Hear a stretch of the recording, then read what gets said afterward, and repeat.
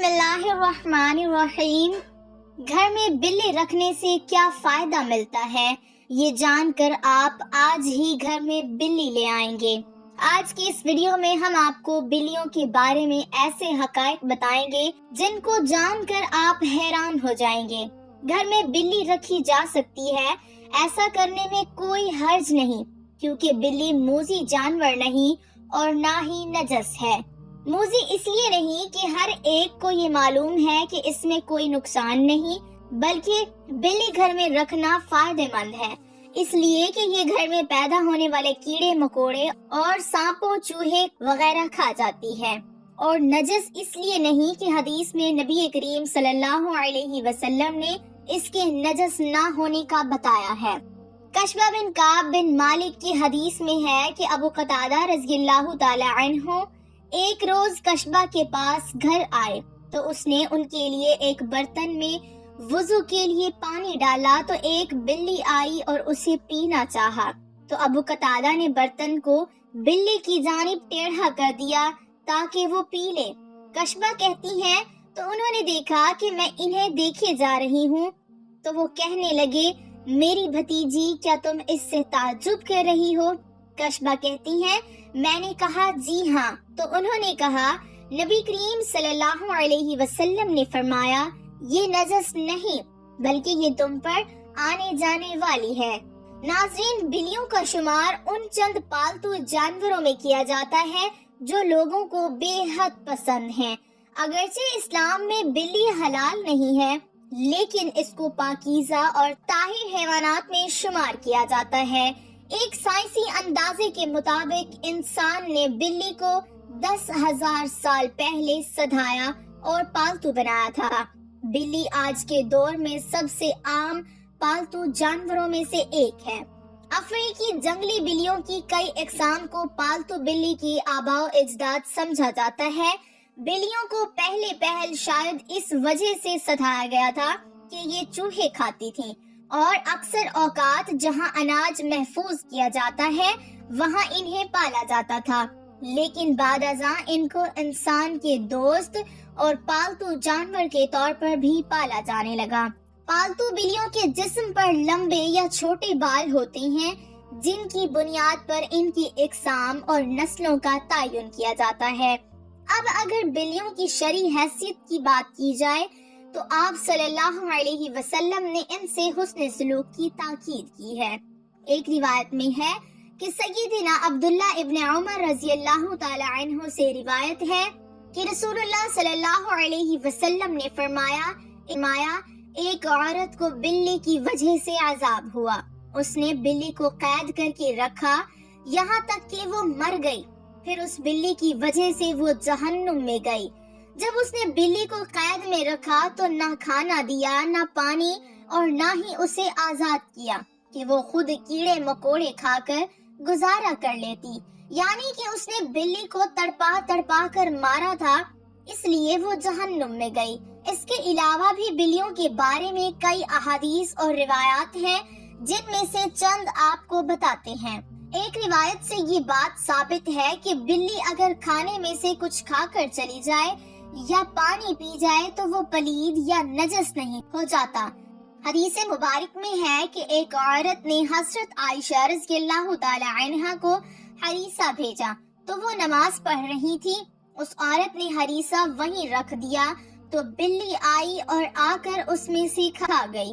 حضرت عائشہ رضی اللہ تعالی عنہا نے نماز کے بعد اسی جگہ سے ہریسہ کھایا جہاں سے بلی نے کھایا تھا اور فرمایا بلا شبہ رسول کریم صلی اللہ علیہ وسلم کا فرمان ہے کہ یہ بلی پلید اور نجس نہیں ہے بلکہ یہ تو تم پر آنے جانے والیاں ہیں۔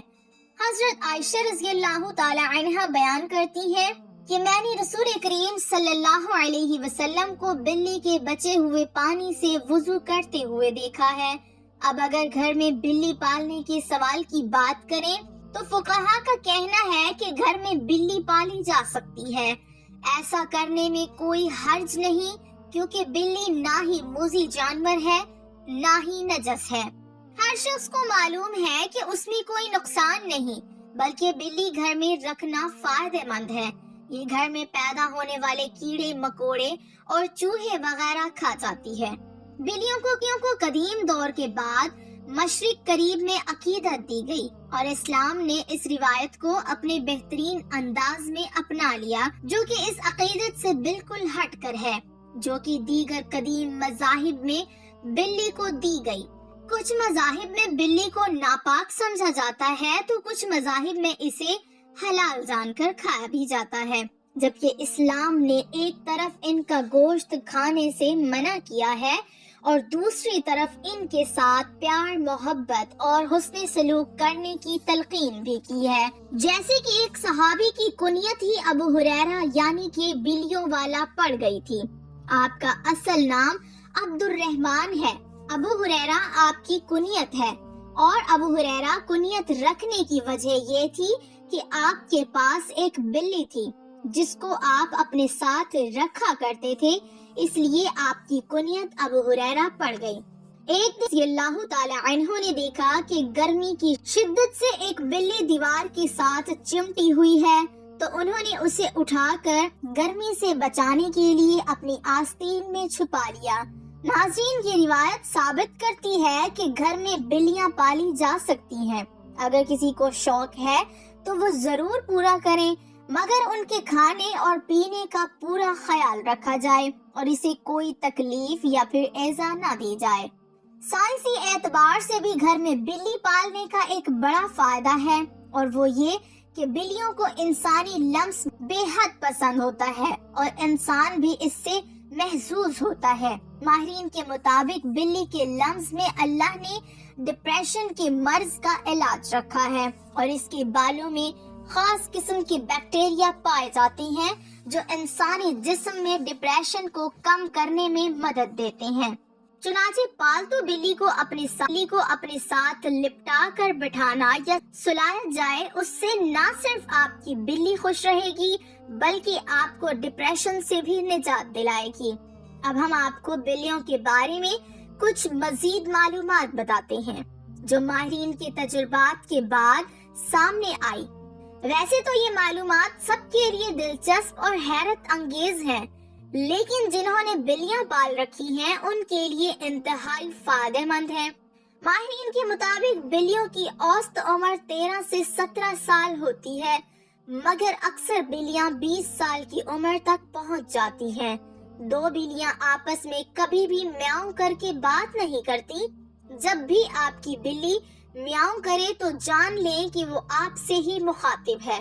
اس کے علاوہ بلیوں کی مونچھوں کے متعلق ایک عام تاثر پایا جاتا ہے کہ ان کے ذریعے بلیاں اپنا توازن برقرار رکھتی ہیں، لیکن ایسر بالکل غلط ہے، بلکہ ماہرین کا کہنا ہے کہ بلیوں کی مونچھوں میں ایک سینسر ہوتا ہے جو جگہ کے فاصلے اور مختلف اشیاء کے سائز کا پتہ لگاتی ہیں اور بلیوں کو آگاہ کرتی ہیں۔ حتیٰ کہ اندھیرے میں بھی بلیاں اپنی مونچھ کے ذریعے کسی بھی فاصلے یا کسی بھی چیز کے سائز کا پتہ چلا لیتی ہیں۔